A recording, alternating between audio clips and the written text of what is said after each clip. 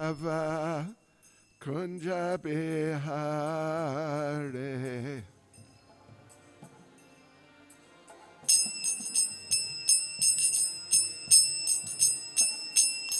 Jaya Radha Madhava Kunja Bihare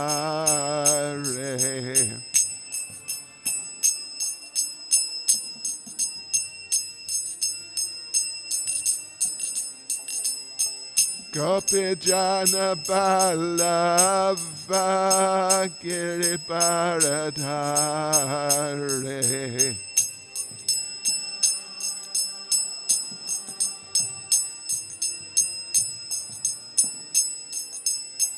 Gopi Jana Balava Giribaradhare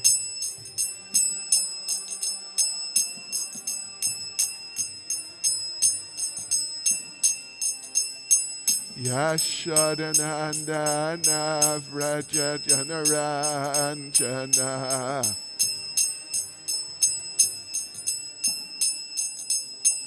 Yashodanandana Vraja Janaranjana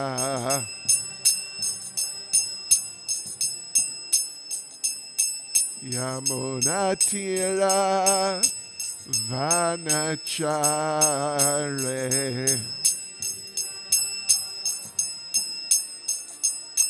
Yamunatira Vanachare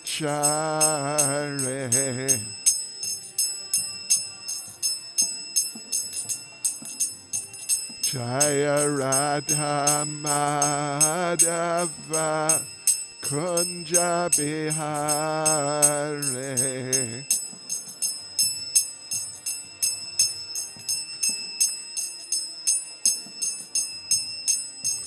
Jaya Radha Madhava Kunja Bihare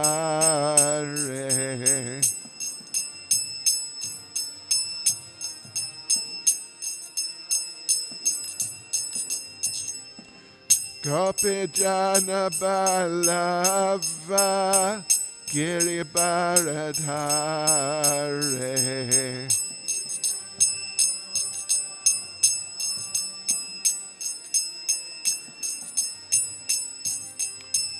Gopi Jana Balava Giribaradhare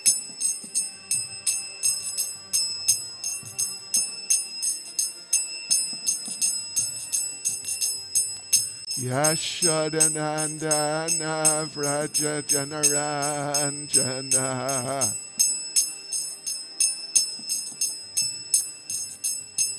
Yashodanandana Vraja Janaranjana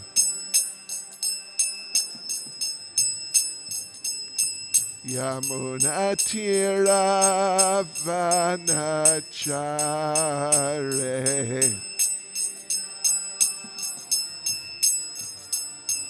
Yamunatira Vanachare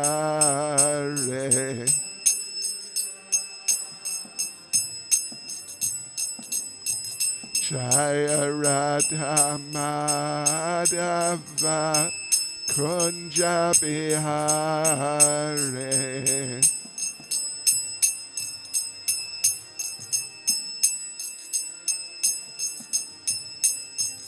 Jaya Radha Madhava Kunja Bihare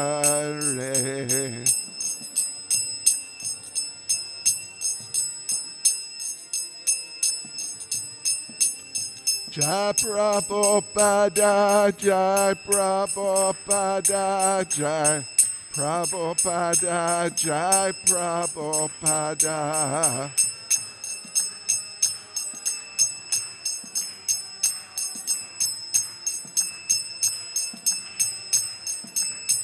Jaya Prabhupada, Jai Prabhupada, Jai Prabhupada, Jai Prabhupada.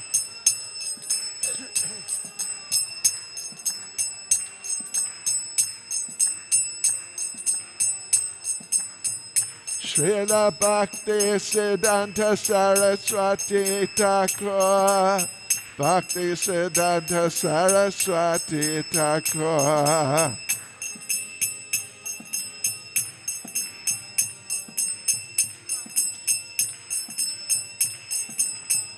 Srila Bhaktisiddhanta Saraswati Thakur, Bhaktisiddhanta Saraswati Thakur.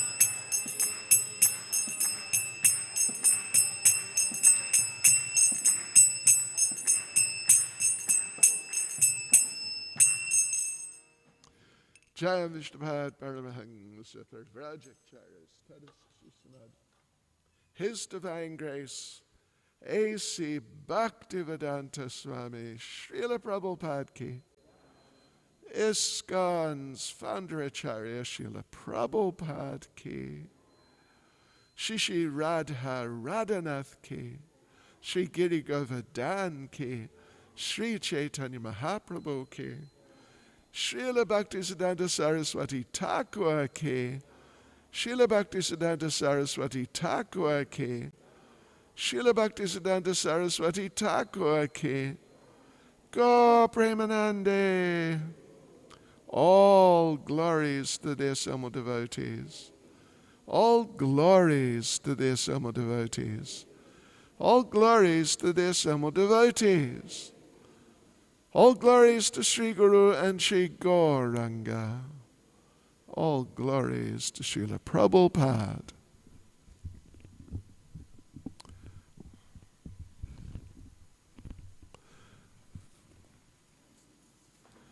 Can everyone hear okay? Yeah? Okay. Om Namo Bhagavate Vasudevaya.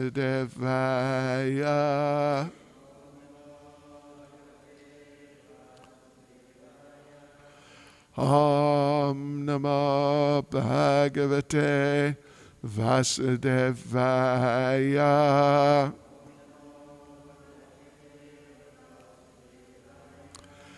Om Namo Bhagavate Vasudevaya.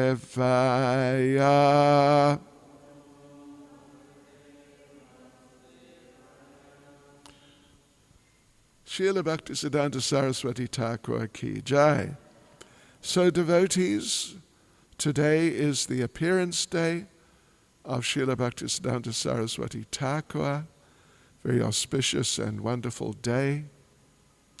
We see his picture is on the Vyasa sand there on the left side where Tulsi normally is. I assume we'll be having Pushpanjali in the middle of the day, maybe 12 or 12:30, perhaps 12:30, something like that. And now what we'll do, and of course we're fasting till midday.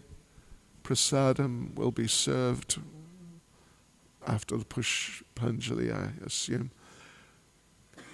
So what we will do now, we will recite some of the glories of Srila Bhaktisiddhanta Saraswati Thakur, some biographical information. It's his appearance day, so we'll focus on those things that we're aware of that happened in his childhood, in his youth, in his earlier days, and just see how far we get. To do a complete biographical type of presentation would take a long time, but at least the earlier years like that we will look at. So, Srila Bhaktisiddhanta Saraswati Thakur was one of the children of Srila Bhaktivinoda Thakur, one of our great acharyas in our line. Srila Bhaktivinoda Thakur, he was preaching He was multilingual. He was preaching in different languages. He wrote books in English, and some of them were sent to universities in the Western world. And of course, Bengali he wrote a lot in. And he was trying to establish and present the movement of Lord Chaitanya. But in order to really develop that, he was praying to Lord Chaitanya, praying to Lord Krishna, please send someone who can assist. He was praying, please send a ray of Vishnu. Means a special, empowered devotee who's going to be able to help to spread Krishna consciousness. So we understand, and it's very clear from his activities, that Srila Bhaktisiddhanta Saraswati Thakur appeared in answer to that prayer, because there's no doubt he was very special, empowered devotee who did so much for spreading Krishna consciousness, even in his very early days, and what to speak of his adult days. So Srila Bhaktisiddhanta appeared in this world on February the 6th, 1874. So that means, well, that's almost 150 years ago, 148 years ago, he appeared. And he was, in Bhaktivinoda Thakur's family, he was the 6th child in a family of 13. Now anyway, that's the situation. And he was the 4th of 8 sons, and the 3rd son of Srila Bhaktivinoda Thakur's 2nd wife. His first wife passed away in her early years, and he remarried one devotee, Vaishnavi, Srimati Bhagavati Devi. And there's famous story that when he actually appeared, like at that moment, his umbilical cord was around his neck and across his chest like a Brahmin thread, so to speak. And that mark, it left a mark which remained clearly visible throughout his life. Throughout his life, one could see when his chest was exposed and his neck, one could see the line from the umbilical cord. So that was February the 6th. Then a very important and famous incident took place on the Jagannath Rathatra day the same year, it's normally, of course, it fluctuates because they follow the lunar calendar, but usually it's in June, sometimes it's in July. Yes, so it means that at that time he was 5 months old or something along those lines, just a little boy. And Bhagavati Devi, his mother, well, the Rathatra cart of Jagannath somehow or other stopped in front of their house, the house of Bhaktivinoda Thakur, which is still there, and it's a temple now. It's quite a nice temple now. And it's only, if you've been there, you'd know it's on the left-hand side as you're going from the main entrance into the Jagannath temple. It's on the left-hand side, and, well, you could measure it on Google Earth, but it's probably 200 meters. It might be 300. I don't think it's more than 300. It's not far at all from the entrance of the Jagannath temple, which is where the Rathatra, the actual procession, starts every year. So the chariot of Lord Jagannath got just to that point, just 200 or 300 meters, and somehow or other it stopped and it wouldn't move. And they tried, of course, to somehow or other get a whole team of strong men to just pull it, but it wouldn't move. For 3 days it remained there.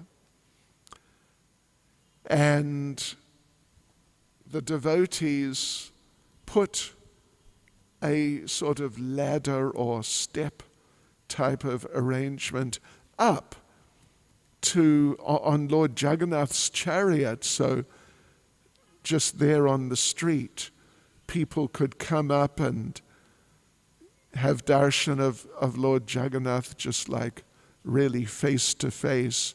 So Bhagavati Devi, she took little Bhaktisiddhanta and carried him up those stairs and placed him at the lotus feet of Jagannath.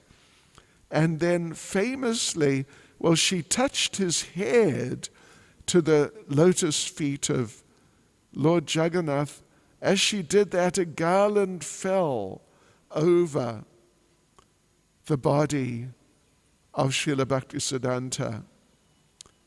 And people saw this, everyone was just elated, because if a garland falls, or if just a flower or some flowers fall from the deity, it's accepted as being auspicious. You know, if you're thinking of something in front of the deities, and as you're thinking of this, you know, something like, I'd like to distribute lots of Prabhupada's books, and then a flower falls at that moment, then you know the deity is agreeing. Not just agreeing, but giving blessing. Yes, do it, and I will empower you, I will help you. So, yeah, it's said that if a flower or some flowers or even a garland falls, it's very auspicious. But if some piece of jewelry, something of that sort falls, then it's inauspicious, so they say. But anyway, this was taken to be very auspicious. So everyone who was there on the spot was just very excited and happy. The same day, Srila Bhaktivinoda Thakur arranged for the first grain ceremony, Annaprashna, first grain ceremony for Srila Bhaktisiddhanta. And as we said, you know, it's like he's 5 months old, or 4.5 to 5 months, something like that. So first grains. And Srila Bhaktivinoda Thakur, for his first grains, got him some of the Maha Prasadam from Bimala Devi in the Jagannath temple. In the Jagannath temple, if you've ever been in there, which I have not, because they have very staunch apartheid standards, very staunch. One time, first time I went to Puri, 79. A group of us, we thought, they won't stop us. Why would they stop us? So we decided just to walk up and walk in. And we got to about, say 10 or 15 meters from the main entrance, and these security men with guns and big wooden staffs came, and it was obvious that they meant business. So we didn't go any further. But anyway, inside there are many temples, like sub-temples, little shrines and temples of different demigods, demigodesses, and so on. And there's a temple of Bimala Devi. And Bimala Devi is very special. She is Yoga Maya in Jagannath Puri. They worship her as Durga, but actually she's Yoga Maya, the presiding deity of the internal energy in Jagannath Puri. And when the Bhoga offering has been done to Jagannath Baladev Subhadra in the main temple, then they take out the prasadam, and the first Maha Prasadam is then taken and offered to Bimala Devi, Yoga Maya. And then it becomes Maha Prasadam, and it's known as Bimala Prasad. So little Bhaktisiddhanta was given first grains, Bimala Prasad, Maha Jagannath Prasad. And he was then Shri Radha Radhanath Shri Giri Govardhan Shri Chaitanya Mahaprabhu Ki Jai. So then he was given the name Bimala Prasad. And that was his name up until the time he was initiated by Srila Gokishore Das Babaji Maharaj. Yeah, so in his childhood, there are a few events. Another famous event when he was 3, during the summer. So he had just turned 3, because summer there means May, June, April, May, June, up to July, something like that. So in India, that is the mango season. And particularly in those days, mangoes were just growing just wild and just everywhere. And everyone had mango trees, and there were just mango trees just growing. And so there were so many mangoes available that people were just giving them away. You didn't have to buy mangoes during the mango season. And every family they'd have, a whole lot of mangoes. And every family in their main room, like the living room, sitting room, they'd have a bowl on the table with mangoes. And whoever came by, particularly the children, as they're running by, playing or whatever, they just grab a mango and off they go and eat the mango. So one day, on the table in their living room there, Srila Bhaktivinoda Thakur had placed one very nice mango,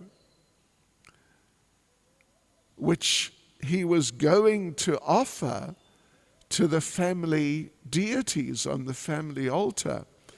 But young Bimal Prasad, age 3, just 3 years and a few months, he saw this mango on the table as he had seen many mangoes before.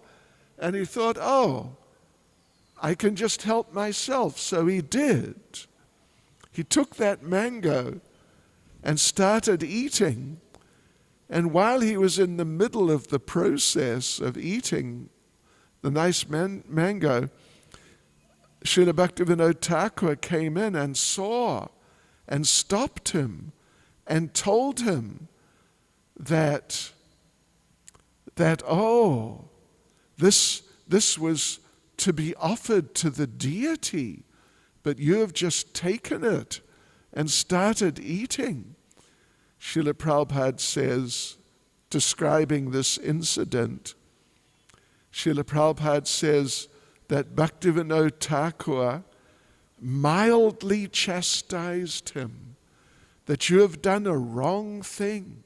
You must not do this again.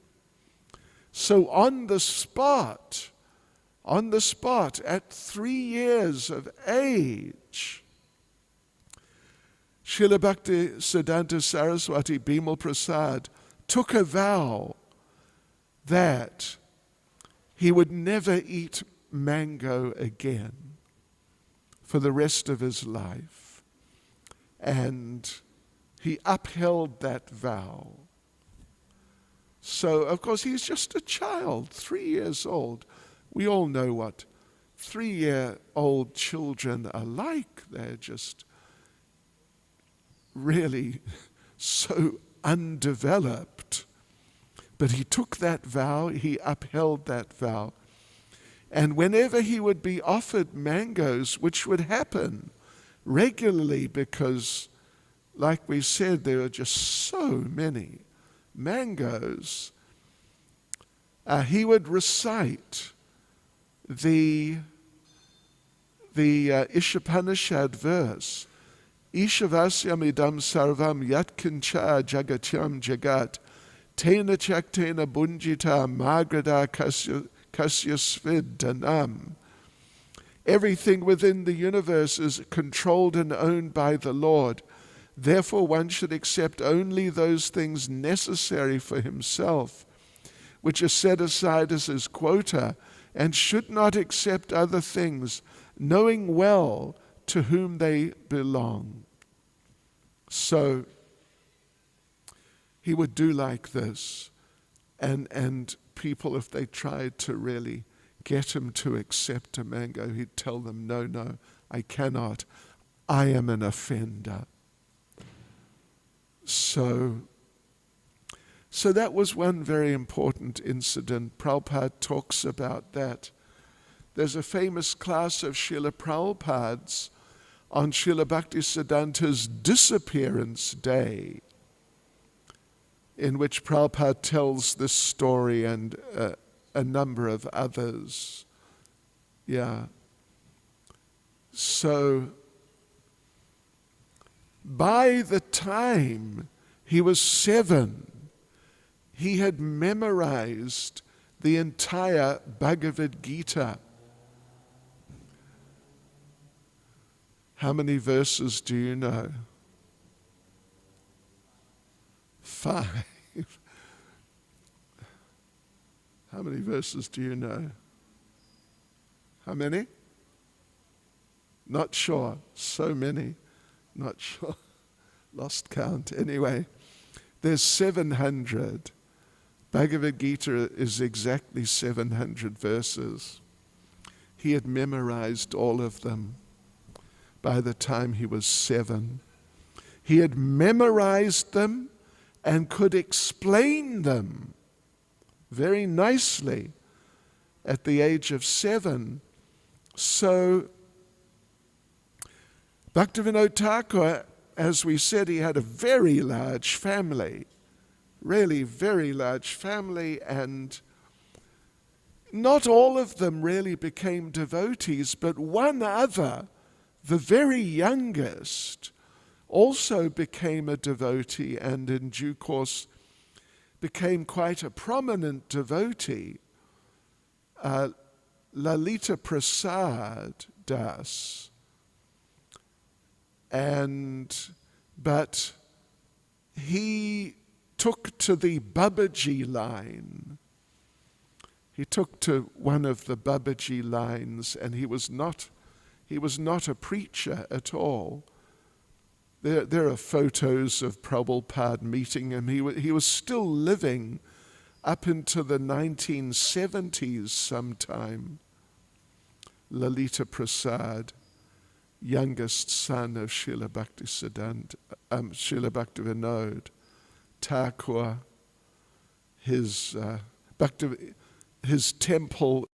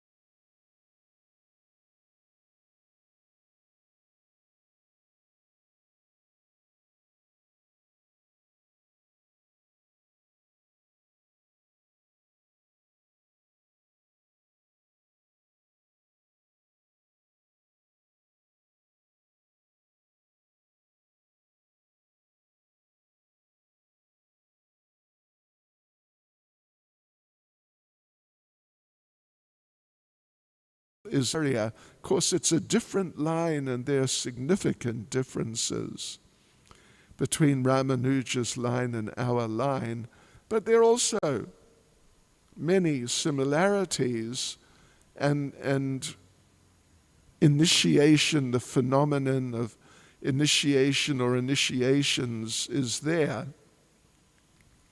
One of Ramanuja's main disciples, who was really into deity worship and different sort of ceremonial functions, yagyas and things, he was given something like 23 initiations, but most of them, they're just in terms of a particular ceremony. To enter into the ceremony, you got to be prepared through a type of initiation.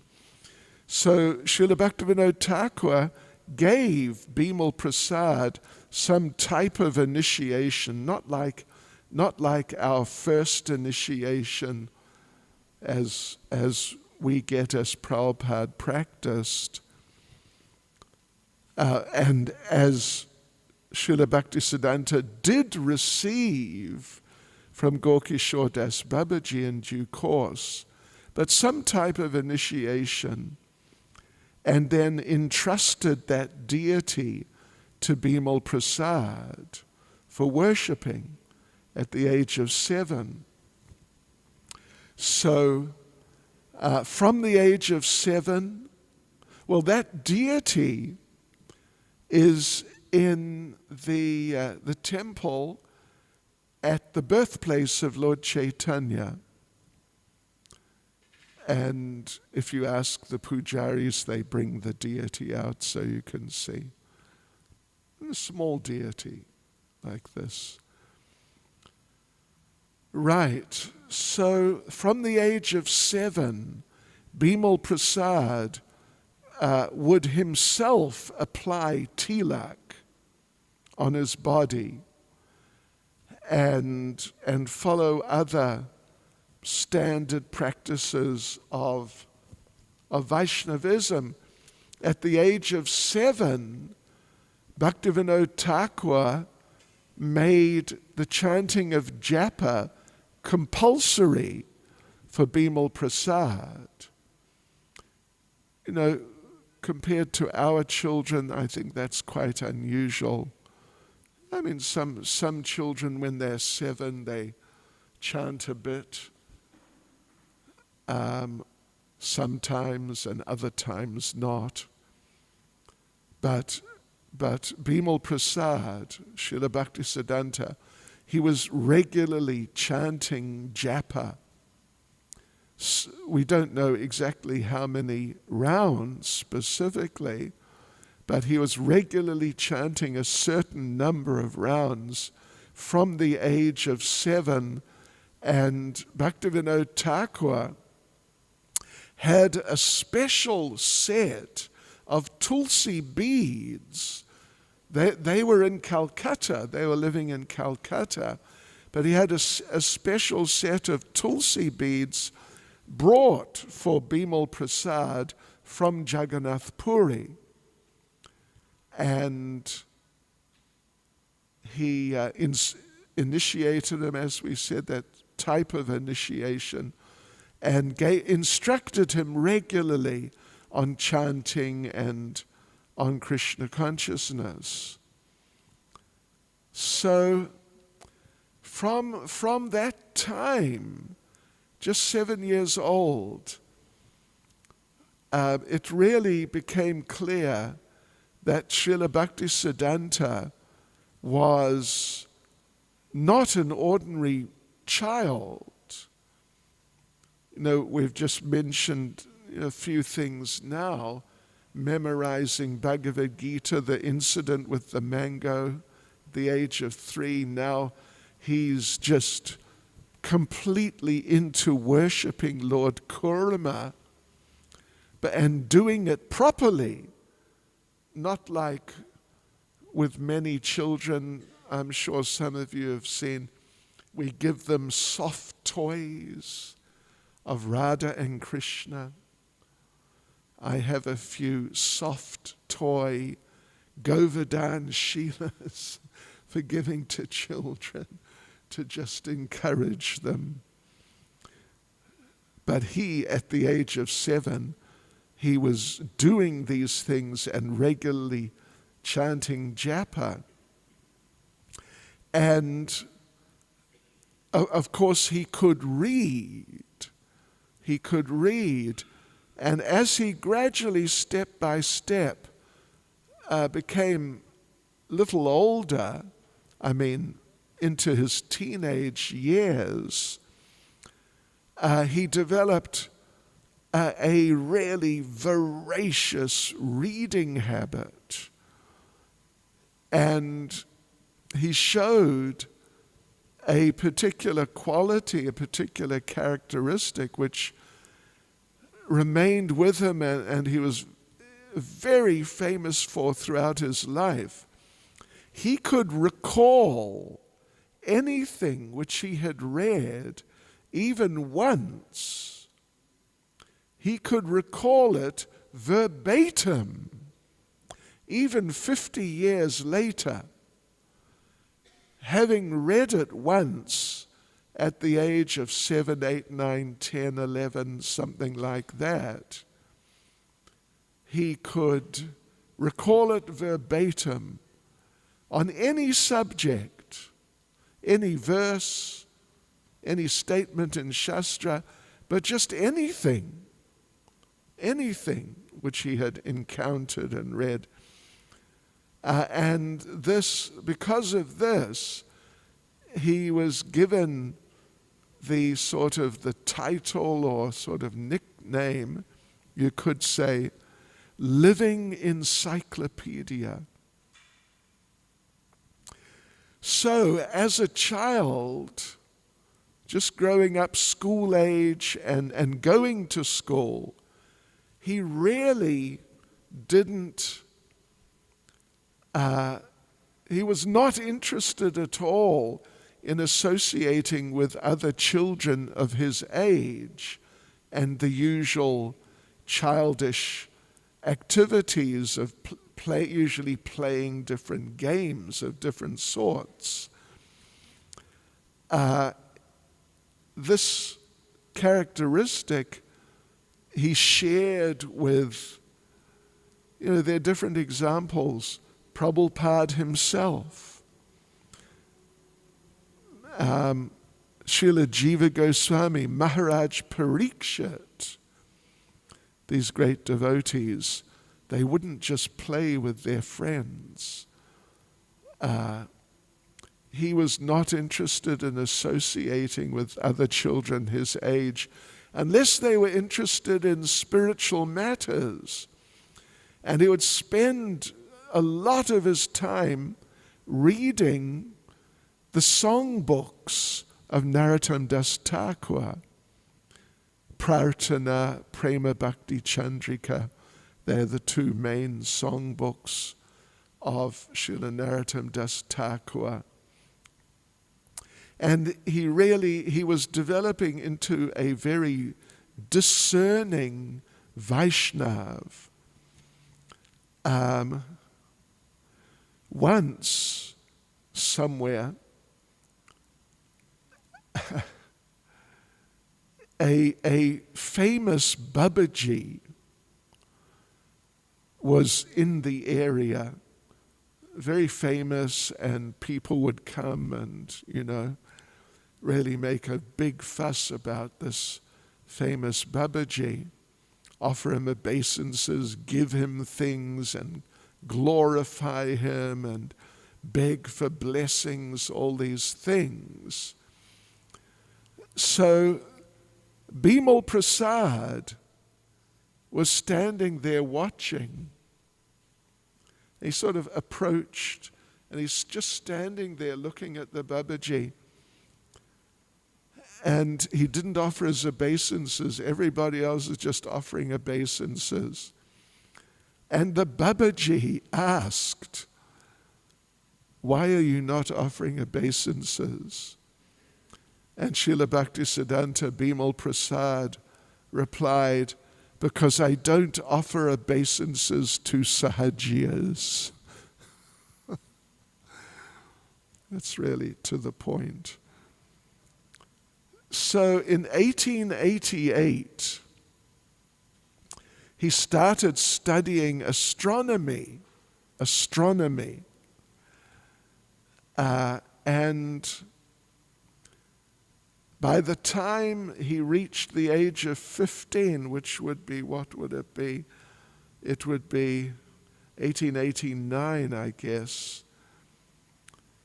He so impressed his school teachers who were teaching him astronomy that they gave him the name Sri Siddhanta Saraswati.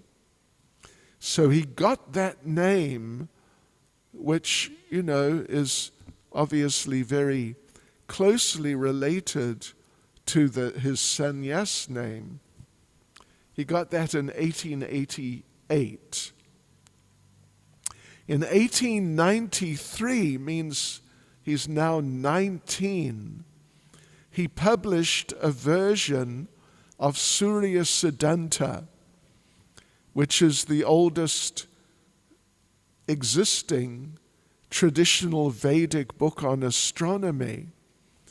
And in the introduction, he chastised the astronomers of the day, who he really didn't take seriously. Listen to this. At present, the majority of persons reputed as learned are averse to Shastric understanding. He's talking about those reputed to be learned in astronomy. They shamelessly promote themselves as knowledgeable in Shastra, even if totally unaware of its contents. The disease has taken the form of inordinate desire for honor. This evil has engulfed the Jyoti Tirthas, that means the experts on astronomy, or so-called supposed experts. And as a result, their work is incomplete and short-sighted. This is from his introduction to his Surya Siddhanta. I have brought out this translation of Sri Surya Siddhanta with the hope of attracting the attention of really intelligent thinkers toward the study of astronomy. The Jyotiya Tirthas, means those people who are supposedly experts on astronomy, spend most of their time busily expanding their bellies and have completely stopped cultivating the complex knowledge of mathematical astronomy received in Guru Parampara. Guru Parampara. Well, I mentioned one of the other days that there are all sorts of paramparas. There are astronomical paramparas. There are Shivite paramparas. This is a standard system, that there's a lineage of teacher to disciple, who then becomes teacher and then imparts the knowledge, whatever the knowledge is, to disciples. Dronacharya was the military guru of the Pandavas. So like this, he chastised, in the introduction of his book, he chastised the bogus astronomers. Then in 1892, so he is now 18, am I right? I think around 18. He entered the Calcutta Sanskrit College, and he formed a society amongst, like a school society amongst the boys, the students, called the Chira Kumara Sabha, the Association of Lifelong Brahmacharis, or lifelong bachelors, also called the August Assembly. And all the members who ever wanted to become a member of this association, they had to take a vow of celibacy, that they are determined to avoid the entanglement in family affairs. However, as time went on, Srila Bhaktisiddhanta was the only member to maintain that vow throughout his life. So, during his school holidays, Bimal Prasad would study the Vedas under a famous Pandit, Prithvishvara Sharma, who also tutored him in the grammatical work Siddhanta Kaumudi. So, Srila Bhaktisiddhanta completed the study of the book in 3 months. and was able to memorize the section on Sunday in 3 days. Now a lot of you may not really be familiar with Sunday. Sunday means how generally, mainly the endings of Sanskrit words change in terms of the first letter of the next word. So therefore, for example, we chant Om Namo Bhagavate Vasudevaya. The Namo, it's actually the nominative case, which is the basic case. It's Namaha. So, in a sense, it's Om Namaha Bhagavate Vasudevaya. But Aha, when the first letter of the next word is Ba, B-H, Ba, Aha becomes O. So therefore we chant Om Namo Bhagavate Vasudevaya. Or, what is it? Tulsi Krishna Prayasi Namo Namaha is the correct, because it's nominative case. So it's saying Namaha, Namaha. But when Aha, the Visarga, meets an N, first word of the next letter, the Aha becomes O.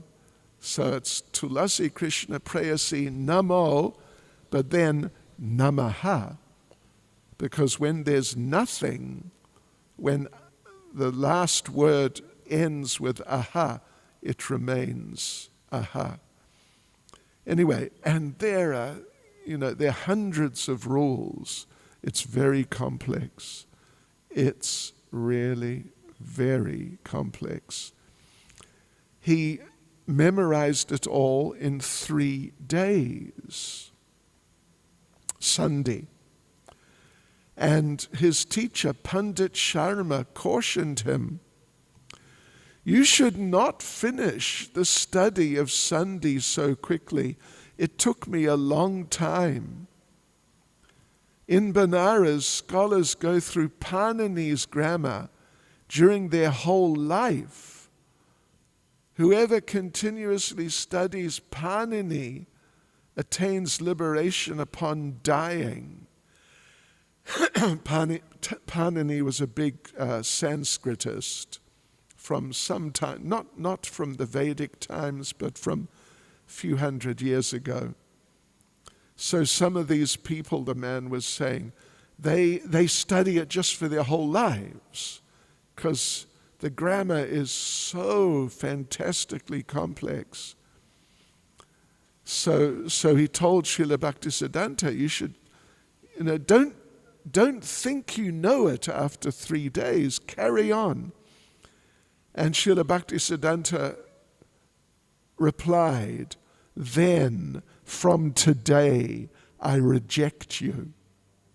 The goal of my life is neither mastery of grammar nor liberation, but worship of Krishna and developing love for him. I've studied the Vedas and their branches and their different parts only in a secondary way." So in the end, at the Sanskrit college, he got into a clash with the head of the astronomy department. And there was an official debate between Bimal Prasad, Srila Bhaktisiddhanta, and the head of the astronomy department on different astronomical matters. And Srila Bhaktisiddhanta completely defeated him. But then he got into such a, a strained relationship with the teachers that he just left the college. And he said, this is interesting, considering that if I were to remain attentively studying at college, I would be browbeaten to enter family life, but that if I were perceived as a foolish good-for-nothing, then no one would put such an inducement upon me for becoming engaged in worldly advancement. I left the Sanskrit college, and to maintain my life for service to the Lord, I sought an honest occupation with a modest income. So actually Srila Bhaktisiddhanta worked for 10 years. He worked. He got a job and worked. From 1895 to 1905, he worked for the kings of Tripura, which is one of the old states of India on the eastern side. And he ended up as the overseer of the Tripura government secretariat in Calcutta. But the office politics were just so crazy that he gradually, from around 1900, 1901, he just gradually disentangled himself from his job and finally resigned in 1905.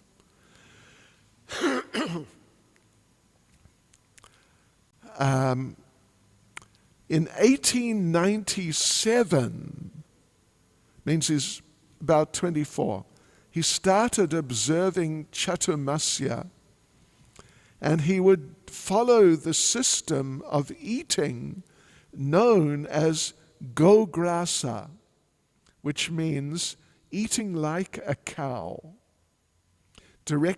eating directly from the ground with no plate, by sitting and leaning forward, not using the hands, just eating with the mouth, eating no more after sitting up again. So during Chaturmasya, 4 months, he would eat like that, and he would not shave, he would not cut his nails, and he would sleep on bare earth in a hut with no bedding at all, not even with a straw mat. So when he was 25, in January 1900, Srila Bhaktivinoda Thakur requested him to take initiation from Srila Gaurkishore Das Babaji Maharaj. And, it's an interesting story. I imagine you've heard the story before. Srila Bhaktisiddhanta thought, yeah, okay. And, he thought it was sort of like a formality. I'll go there, okay. Will you please give me initiation? Yes. And there you go. But, and because he understood, he knew he was extremely qualified in many ways. So he went to ask. This was in Navadvip. So Srila Gaurkishore Das Babaji Maharaj had a reputation for just practically angrily refusing people if they came and asked for initiation. And even there were occasions when people came and asked for initiation, and he chased them away and hit them with his umbrella, gave them a whack. So he also declined Srila Bhaktisiddhanta, and he told him that I once accepted a disciple, but he cheated me and went away. So I will not take any further disciples. And Srila Bhaktisiddhanta was really taken aback by that, because Gaurkishore Das Babaji Maharaj was very close to Bhaktivinoda Thakur. They would spend time together regularly, and Srila Bhaktisiddhanta would be there and would serve Gaurkishore Das Babaji. So therefore, as we mentioned, he had assumed that he would just give him initiation and that would be that. But he was refused. So he went back, because he was living with Bhaktivinoda Thakur. He went back and told him, and Bhaktivinoda Thakur said, no, you must go back and ask again. So a few days later, he went back and he came and begged in a very humble mood, please be merciful and give me initiation. And Gaurkishore Das Babaji Maharaj responded, I will ask Mahaprabhu. If he gives his permission, your request will be granted. So, Bhaktivinoda Thakur, when he heard that, he was encouraged. It sounds better. So a few days later, Srila Bhaktisiddhanta went back and asked, what was the order of Mahaprabhu? And Gaurkishore Das Babaji Maharaj replied, oh, I forgot to ask. So he came back again after a few times and asked, so what did Mahaprabhu say? And Gaurkishore Das Babaji Maharaj said, I asked him, but he did not give an answer. So Srila Bhaktisiddhanta was just devastated. And he spoke the verse, a verse from the famous song of Srila Bhaktivinoda Thakur, Karuna nahaile kandiya kandiya, prana na rakibo ara. Without your mercy, weeping and weeping, I will no longer sustain my life. I will give up my life. So when Gaurkishore Das Babaji Maharaj saw that extreme determination of Srila Bhaktisiddhanta, he agreed. And he initiated him and gave him the name. What was the name? Shivashabhanabi Devi Dayataya Das, which basically means the recipient of the mercy of Srimati Radharani. Vashabhanabi, Radharani, the daughter of King Vrishabhanu. So Srila Prabhupada said, and Bhaktivinoda Thakur asked Bhaktisiddhanta Saraswati Thakur to accept Gaurkishore Das Babaji Maharaj as a spiritual master, that you go and take your initiation from Gaurkishore Das Babaji Maharaj. So Srila Bhaktisiddhanta thought that I am a great scholar and I'm son of a magistrate, Bhaktivinoda Thakur, who's a great Vaishnav. Srila Gaurkishore will be very much pleased to accept me. This is Prabhupada speaking. Of course he was very much pleased, but in the beginning he refused. He refused because, of course, that is only show. He was not proud, Bhaktisiddhanta. He was not proud. But just to teach us, Bhaktisiddhanta Saraswati explained, I was a little proud, so I was thrice refused by Guru Maharaj. Although he was the only disciple. So, we've sort of run out of time. I could just mention,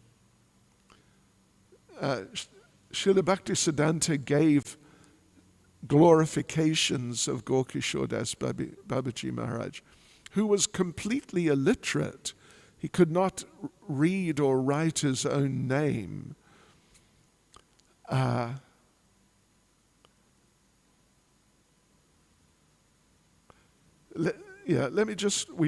can conclude by just reading a little of his glorification of Srila Gaurkishore Das Babaji Maharaj.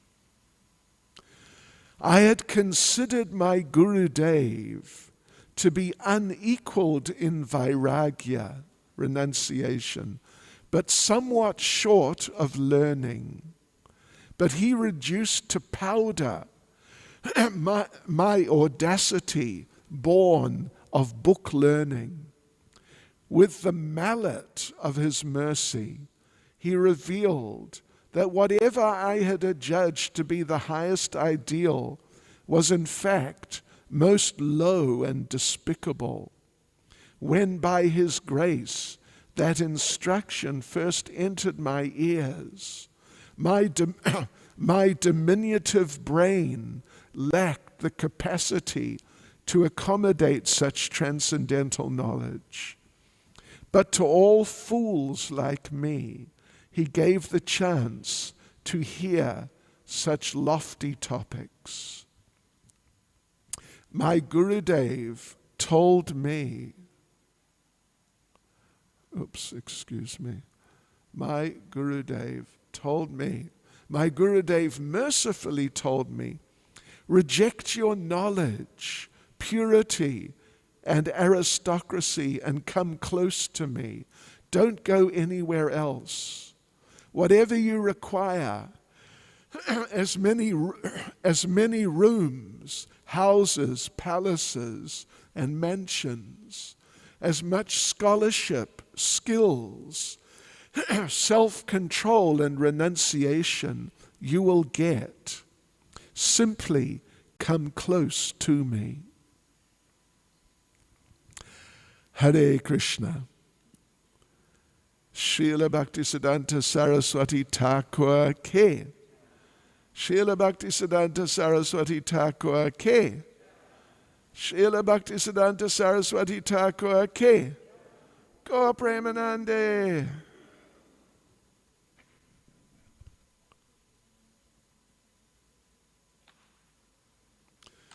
So there you go, devotees.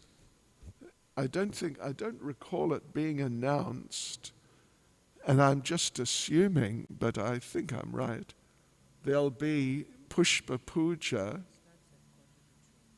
at 11:45.